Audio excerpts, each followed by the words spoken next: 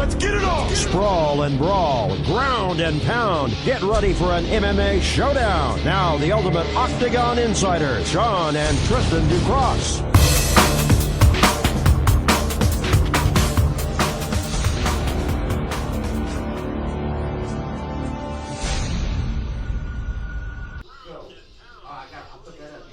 What's up, everybody?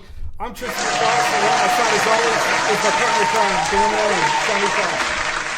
Sean, what a huge show we have in store for everybody. The thing that's been pretty much talked about left and right pretty much the whole entire week has been the ongoing issue and the debate, the highly contested debate.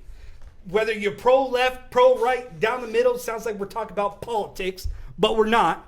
We're talking about Khabib versus Conor McGregor and about what happened after the event was all said and done. With the winner's hand being raised, something transpired. And it had the whole entire social media, fans in the sport, non-fans in the sport, every single person talking. And good, bad, or indifferent. We had our opinions, and trust me, our Facebook was slammed through it left and right. We were told that, hey, we don't know what we're talking about. Hey, we're the bullies. Right? We're the bullies. But the fact is that two wrongs do not make a right. Plain and simple. Any way you cut it. You could go all the way back as far as the bus incident with Conor McGregor and what he did, saying that he deserved it, that he didn't deserve it. But we have a guest on the show, Silverback. Russ Edwards will be joining us to give us his take on this. And we also have Lorenz Larkin joining us in the Warriors Den, getting ready for his 207 Bellator bout against Pascal. So he's coming on. i.e. Fight Night's youth own in the Warriors Den. Mason the Beast Bramlett is in the building. Again, we don't do everything the same as everybody else does. We give you different opinions, different sides, because we're tired of everybody just being the same. This is your show where we flip that script, we cross that line, and we dive bomb on everything.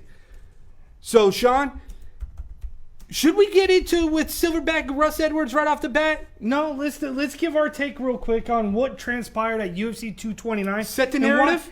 And why exactly we were called the bullies when it doesn't really make a whole lot of sense. It's on the chin. But when you watch what transpired right behind us, and you saw the fact that the choke was held on a little bit too long, the neck crank, then the jumping over the cage, you saw all of this, and it was quick to say, oh, Khabib was in the wrong. He shouldn't have done what he did. But yet it's hard for me to justify what transpired and say, you know what? Yeah, his actions were worse than what Conor McGregor. And everybody's like, how? He threw a dolly through the bus window and injured a guy. Yeah, he injured one guy. Versus Khabib, potentially jumping over into the stance, caused at least a half a dozen people getting injured and taken to the hospital. And let's set that scene that we're talking about. Or as you said, set the narrative. Right. Let's go all the way back. You're talking about blame on Conor McGregor and saying that Conor McGregor is to blame for this because of his racial insensitive comments or his anti-Russian comments. But let's go all the way back to UFC 223. How did we get here? We got here because of Khabib, not because of Conor McGregor. People will say at UFC 223, Conor McGregor chucked the dolly through the bus window, and that's how we ended up here. But no, we ended up here because of Khabib going out after Artem Lobov. Artem Lobov was in a hotel lobby where Khabib went ahead and pursued him because of him calling him a potential pussy. So he went after Artem Lobov. Artem Lobov and his camp proceeded to try to remove him from the situation. Khabib continued to go after him until he grabbed him by his neck and slapped him across his face. You can say whether it was a love tap or not, but in the meantime, that's where this all tend to escalated from. And then when you chase him down, Conor McGregor gets back to Conor McGregor. He hops on a private jet. He flies down to Brooklyn. He ends up there. All you had to do was just get out of the bus, Khabib. we wouldn't be having this discussion. Ain't that the truth? We wouldn't have been having, did the dolly get tossed through the bus? No. We would have had probably a confrontation down below in the docks where everybody separated somebody. Nobody would have got hurt. It would have been a melee separated, and it is what it is. But no, that continued. Conor McGregor continues to get overworked by the situation, doesn't relinquish or let up on Khabib in any sense. And I kept talking to my wife going, what's that old saying? Okay? What is it? It says, sticks and stones may break my bones, but words will never hurt me. That saying, I couldn't get it out of my head. Because it's like, we are in a day and age where bullying is such a big thing. You talk about that in school. You talk about that in everyday in life. Is, so-and-so is bullying so-and-so. And then it leads to chaos. And it leads to outcomes in which you don't want in life. Whether it be school shootings, whether it be other avenues. Bullying always exists, and it's how well do you handle that. Khabib didn't handle this situation well at all. And he was bullied by Conor McGregor. Whether you want to admit that, bullying, that is such a bad word to use. It is. A lot of people don't like that word. But it's the reality of the situation that Conor McGregor was the bully. He was saying racial insensitive comments.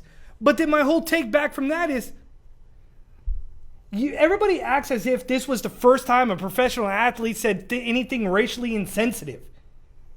Hockey players make racial insensitive comments. Very true.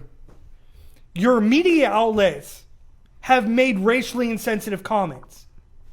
Baseball players have made racially insensitive comments. But we're not talking about that. We're talking about the issue with Conor McGregor. And how he said, what he said was so horrible. Yeah, it was to an extent. It was really gross. I'll give you that. But at the end of the day, you were locked inside of a cage with nowhere to go. A man versus man. There's not a whole lot of room to escape. So how is it that was so bad that you couldn't punish him like you said you wanted to do? You held on that neck crank to the point that Herb Dean had to pull it off. And you and I talked about that. All this stuff could have been minimized. I wouldn't say prevented. I would say minimized to a certain degree that you as a ref or as an organization, everybody works for a job. Everybody does. So if you said racially insensitive stuff, you'll be suspended or fired. Fact. No. The issue that I have at hand with here is that I'm going to simply put blame because I can. You got to put blame on the people that actually allowed this and condoned these actions. Conor was never suspended, was never fined for his actions that led up to what happened. Whether he deserved it or not, doesn't matter. Khabib, what he did doesn't justify anything. The issues that are at hand is that as a referee, inside that cage, you have one job. The one job is to control peace and control the chaos that is inside that cage. Throughout that fight, I kept looking over at my brother and telling him that, man, this is escalating. Herb Dean, warn your people. Warn them. Warn your fighters. Keep control. You did no such thing. When you have a fighter that was so entrenched, so infused in this hatred, and allowed this to continue, have other guys outside this cage chirping and yelling at the top of their lungs, yelling racially insensitive remarks to him. As a referee, you could have, and I've seen it, I've been around MMA for a long time. You could simply walk over to the cage and tell the corner, keep your mouth shut. Nope, wasn't done. Control the chaos, or as Tristan said, control the narrative. Yes. You didn't control the narrative. We ended up with this situation, and quite frankly, what is very sickening, I guess you could say, is that the UFC is going to do the same thing they did with Conor McGregor, with the bus attack. They're going to use this to promote a rematch. Yeah. I don't think there should be a rematch. Quite frankly, I think that he beat him so bad that he needs to go back to the drawing board. Sean, but the interesting do we forget? Last time we saw a intense bout between a guy that choked out Conor McGregor. His name was Nate Diaz. Remember the infamous, I'm not surprised, motherfucker. Remember that? Yeah. What happened in number 2? He beat him. What happened in Khabib? Last time I checked, Khabib choked out Conor McGregor too, right? Yeah. So then you're thinking that the sequel becomes the same thing. It's very possible. But you know what? Let's go ahead and get Russ Edwards on this now. Yes. And let's get The his Silverback wants to have a talk with the Sports Warriors about this hotted topic. So we're going to get him on. Hopefully he picks up. Live show. What do you expect? Russ Edwards. Oh, what's up? You there, big boy? I'm here, man. All right. Silverback in the building, in the Warriors Den with the Ducross Brothers Sports Warriors. The hot debate right now that has the world completely divided. Khabib, Conor McGregor. Your thoughts on what transpired after that? After the jumping of the cage? I was listening to what you guys were saying earlier, and you were saying the refs should have controlled the people talking, shit out there. It's actually the commission. They have guys from the commission that are out there, and those are the guys that should have stopped Dylan Dennis from running his mouth. So, at that point, when you're seeing the fight inside the cage, almost right before your eyes, kind of start escalating where Khabib was clearly seen going to his corner and chirping at the ref and pointing, you saw it start escalating. And according to all reports that now as the smoke has kind of cleared and settled a little bit, Dylan Dennis throughout the whole entire fight was chirping. Why was nothing said or done at that point? I can't even answer that, man. I don't know. People should really be paying attention to that. But like I said, there's guys out there from the commission that are like next to their corner. If the guys get out of control, they should have said something. It's not really the ref's job because he's trying to pay attention to what's going on inside the cage, not outside the cage, in my opinion. But even in the cage, Herb Dean never warned Conor McGregor about grabbing the gloves, grabbing the tights, feet inside the cage. That kind of also played a little bit into this, why he held on that neck crank a little bit longer than what he should have. Definitely. He should have held it longer than that, in my opinion. So you, my friend, have been on the other side of the fence. We have had very good conversations with you, my man, about this. Yeah. And you have said, and I'm right there with you, this is where Sean and I were completely different. You and I have been kind of along the same boats, is that if you take trash talk to another level in terms of, racial remarks, personal attacks, you believe that Khabib was in the right to do what he did, being pushed over the threshold. Yeah, dude. There's trash talking, and then there's personal trash talking. If you're gonna talk about the guy's family, his religion, his wife, his dad, that deserves a real ass whooping outside the cage, in my opinion. So, Russ, doesn't this go back then to the fact that during the whole bus attack first, that maybe that Khabib should have just got out of the bus and just went up to McGregor and just squared off, that maybe we wouldn't have even been in this boat that we were in on the other night? I don't think so, because McGregor had all his homies there, so it wouldn't have been a one-on-one fight. He probably would have got jumped if he would have got off the bus. I don't think he was scared or anything, but it just makes sense to just stay on the bus and let Conor, be Conor. But you brought up a thing called the word bullying, and I think as an adult we really shouldn't use that word for other adults. If you're a kid, you can use that word your kid was getting bullied. I got bullied when I was a kid, and it sucks, but it builds character and it makes you a better person, in my opinion. So what kind of word would you say what kind of word would you use in this aspect that led to this? If you can't, then I guess you could say that Conor McGregor was being a dick. Yeah, he was just being a fucking dick. You know what I mean? That's what I'd say. Bullying. If you're past the age of 14, I don't really think you should be using that word to describe grown men getting an altercation. Bullying is just, I don't like that word. It's overused now, out of context. So as an instigator, we saw the words being thrown around like Muslim rat, taking a dig at 9/11. We all have been from that point. We know what 9/11 was back then. We understood it. We understood where we got to as a society today. As a company, you have the other jobs too. What do you think a company should have done instead of allowing this and promoting this? Yeah, they can't, the UFC can't allow those things to happen. Like, for the promotion, they use the video of him throwing the dolly in the bus. Like, they use that as promotion. What do you expect is going to happen? People from different countries, they view things different than us. Like, when you talk about someone's family here, they're like, okay, whatever. But if you talk about someone's family from a different country, people get killed for that kind of stuff, especially with religion. There are whole wars going on in the world over religion. Yeah, and if you bring up religion in any conversation, it goes sideways real quick. Religion and politics, man. People are going to get crazy. And us in the United States, we don't have any respect for that, So if I was Khabib, I would have did the same thing. Like, you're not going to talk about me like that. You're not going to talk about my religion or my family and expect to get away with it. And Dylan Dennis needs his ass whooped.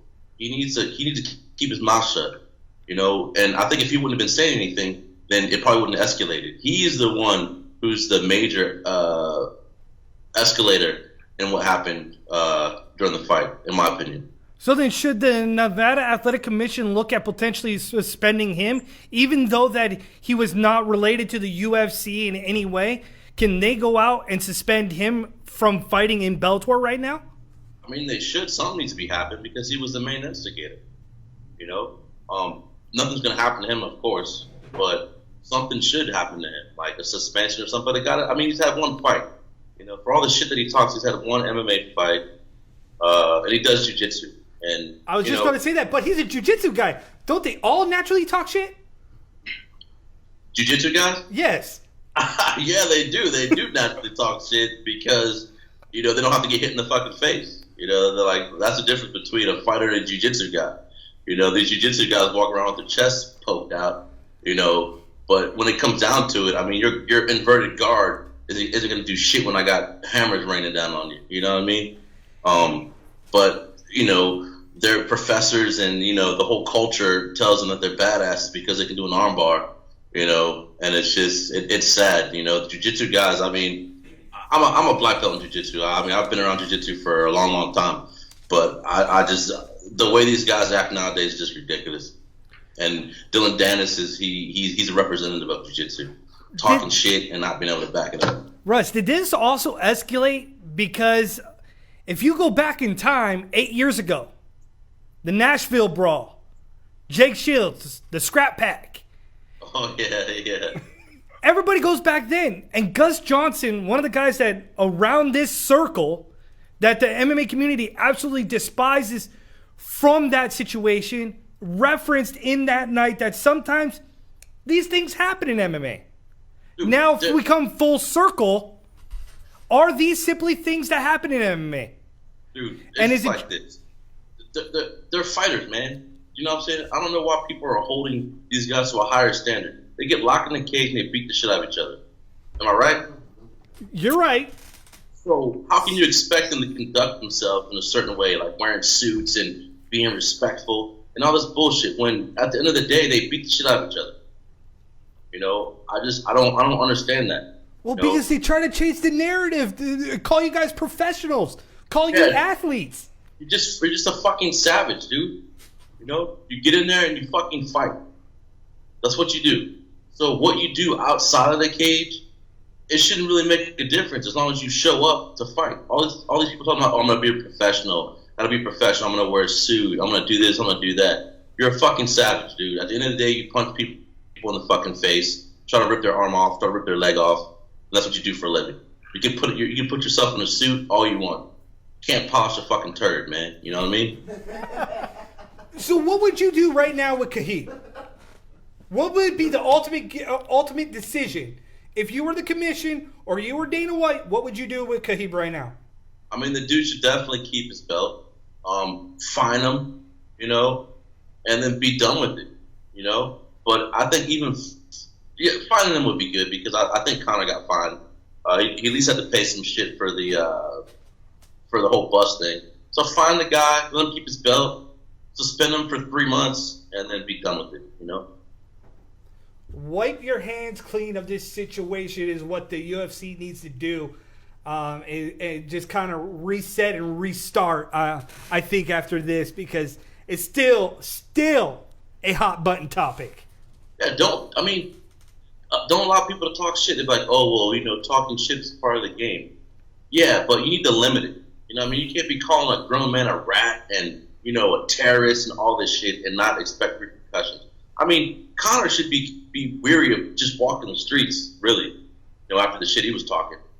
Absolutely. Anywhere, right? Anywhere. Especially going into an airport, ducking cover.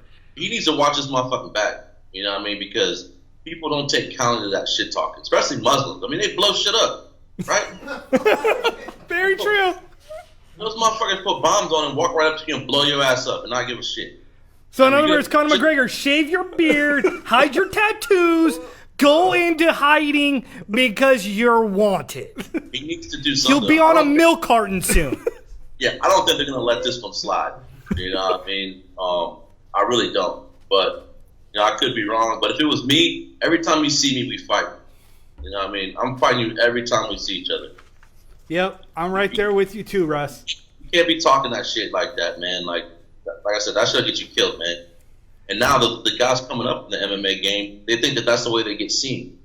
If you go on MMA forums and stuff and the websites, everyone's talking shit. People who don't even talk shit are talking shit. Yep, trust I me. remember when my boy fucking Phil Davis started to talk shit. Phil's one of the nicest dudes ever. You know what I mean? And then, I can't Phil remember Davis trash talking. He kind of needs to go to Trash Talking 101 or listen to Chael Sonnen a little bit more. Yeah, I mean the whole thing about shit talking is ridiculous. I mean, just fight, man. Like remember UFC back in the day? They had one fight a month, right? You knew all the fighters. It was cool. And now you don't know any of the fighters. There's fights every month. I mean, every week, pretty much. And then people want to get on these cards, so they're talking shit. Yep. It's crazy, man. If you don't know how to talk shit, don't talk shit. If you're not a shit talker, don't talk shit. Keep your mouth shut. Move on. Nothing to see here. And if you do talk shit, be prepared for the repercussions of talking shit. The problem is no one does anything anymore. You know what I mean? If someone talks shit, no one goes up to them and slaps them in the fucking face. It's how big of a bark do you have? How much can you puff up your chest and scare the individual? Yeah, for sure. But I mean, no one's scared. I mean, you fight for a living. Like, why would you be scared? You know what I mean? You're gonna punch someone in the face anyway. Right. So that's your job. So why are you scared of this guy? I hate when people say, "Oh, he's scared." You can tell he's scared. He's not scared. He's punched people in his face his whole life, and he gets paid to do it. So why is he scared? It doesn't make any sense to me. Very true. But then again, this whole entire Khabib and situation doesn't make a whole lot of sense. But thank you, Russ Silverback Edwards, for joining us and giving us your take and being open and candid about this situation. I think we need to have more of you in this world. And I know that after this, you're going to go into your little hiding spot. But hopefully I can pull you back out again. Thank you for coming on to the show. Yeah, man. No problem, man. Thanks, guys. I appreciate you. All right, my man. So there you go. Russ Silverback Edwards joining the Sports Warriors with the Ducross brothers. Again, man, see, that's the narrative that we need to get out. That's what we're talking about, is that you have to know the actions that are coming forth from you. There's other players to this outside of just Conor McGregor. It's easy to say Conor's name, but there's other players involved in this. Let's get it on! Sprawl and brawl, ground and pound. Get ready for an MMA showdown. Now, the ultimate Octagon Insider, Sean and Tristan Ducross.